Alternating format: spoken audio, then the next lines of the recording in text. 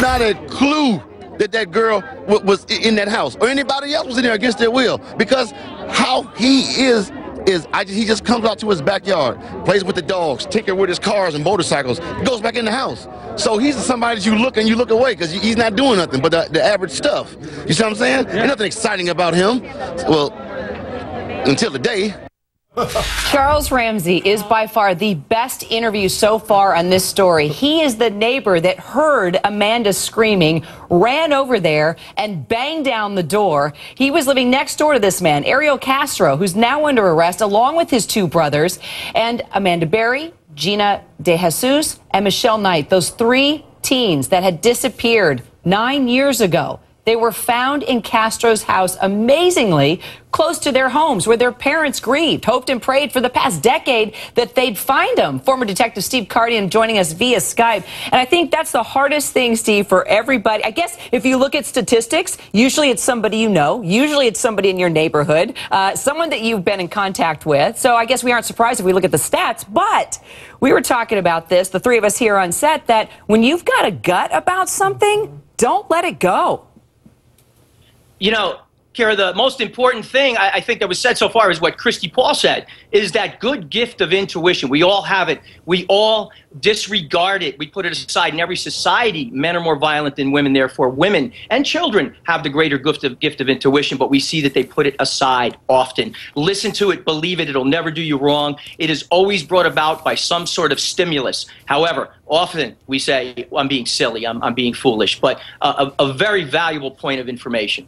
Now, this guy was no stranger to authorities, though, Christi. Well, yeah, Cleveland police, I mean, they said that they'd never had any complaints about him, specifically information or potential criminal activity at that house.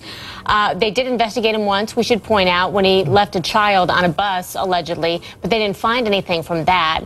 What I thought, Steve, was really interesting was... he was a bus driver, by the way. He was a bus driver, yes. Don't really, know why. Really, yes, he was a bus driver. Martin Savage on CNN today was reporting, because he's there in the neighborhood, that some neighbors had told him that, you know, there was one window boarded up, the other ones had drapes on them and closed, and that there were times that neighbors even wondered if anybody was living there. So, Steve, I look at that and I think, okay, let's picture ourselves in our neighborhood. What might we see, Steve, that should raise our alert? Anything out of the ordinary. And keep in mind that very ordinary people on the surface commit these types of crimes. But if you, often people will say, you know what, that looks a little funny, but you know what, I'm being silly. The same thing. Take into consideration what you're viewing. Believe your eyes and ears. If it looks out of place, notify someone. You know, unfortunately, we see that in the NISMART study, the childhood abduction study, less than 0.5% are your stereotypical Polly Klaus, Jessica Lunsford.